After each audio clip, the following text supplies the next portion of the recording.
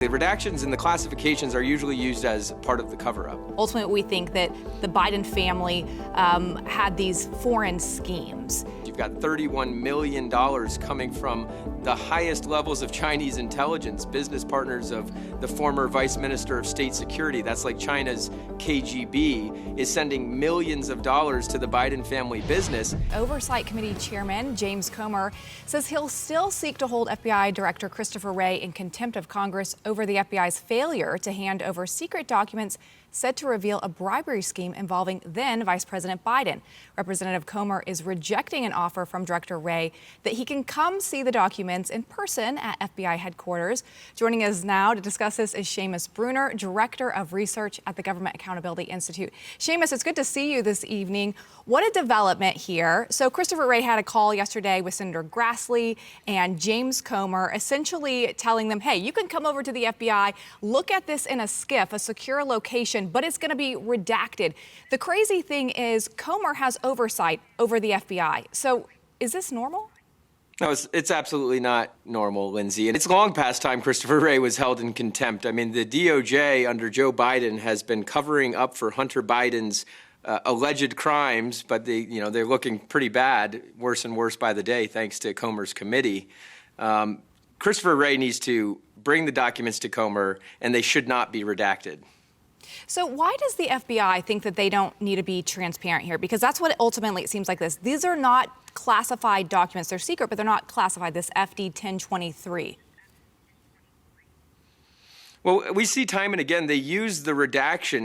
So it always starts, you get a redacted version of a document, even an unclassified document. You get the redacted version, and then later on you see when the unredacted version comes out, often years later, that all of those redactions were not protecting anyone other than the guilty parties, often. So that's what we see. The redactions and the classifications are usually used as part of the cover-up. An interesting thing is Congressman Comer actually said that Christopher Wray did not even admit that they had this document. They told them earlier, we've actually seen it ourselves. We know you have it. But let's talk about this, because this form essentially is an allegation form. It says that someone came to the FBI, an informant, and said, we have information. Ultimately, we think that the Biden family had these foreign schemes. But we don't know if this is actually accurate. This is a tip, per se.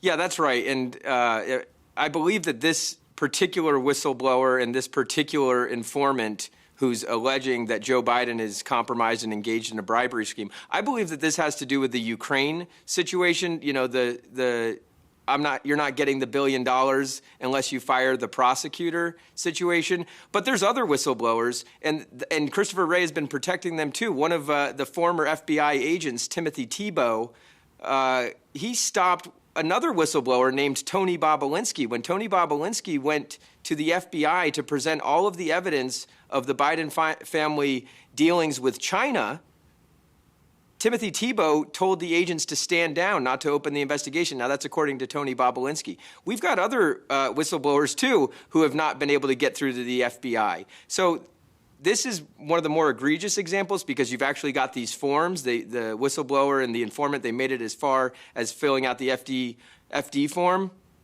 But there's other whistleblowers, too, and this FBI, Biden's FBI, has been just stonewalling.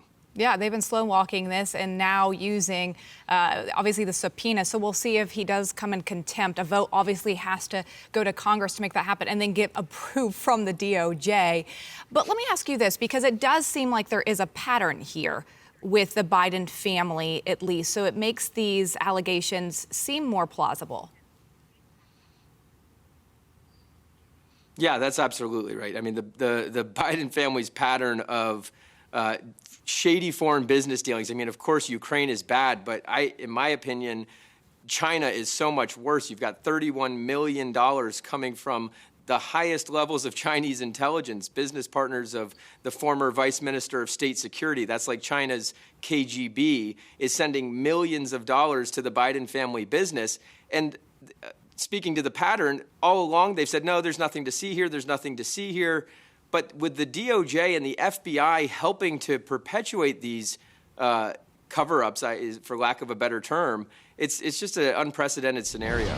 We're joined now by retired U.S. Navy Captain Chuck Nash. When President Biden got into office, he really wanted to re-enter the Iran nuclear deal, the Obama-era policy. He hasn't been able to do that because Russia, they were such an important negotiator in the Iran deal. And now we have China, who is trying to essentially broker a deal potentially with Saudi Arabia on the Iran deal. What would that mean if they had control over Iran instead of the U.S.? What would that do to kind of the powers at play? That's a good question because, China has massive internal problems. We keep hearing about how China is the second largest economy in the world and they're kicking our butt. And that's just not true. They have severe internal issues. If they get themselves tied up with the Iranians like they're tied up with the Russians, look at what's happening in Ukraine. And Russia is not really doing that well. Do they really want to get tied down with another bad ally, the Iranians? Because if the Iranians kick it off with the Israelis, this is just, President Xi is not making good decisions of late because he's getting himself tied up with the wrong people. What is the concern ultimately, or let me rephrase this, with China, what should the approach be? Because we talk about decoupling, some of that language is shifting now, but it seems like we have this fractured relationship with these two countries that want to take over America, and it doesn't seem like a lot is being done to rebuild those right now. Yeah, the Chinese, they're on their own plan, and with President Xi being reelected, he's in total control of that country.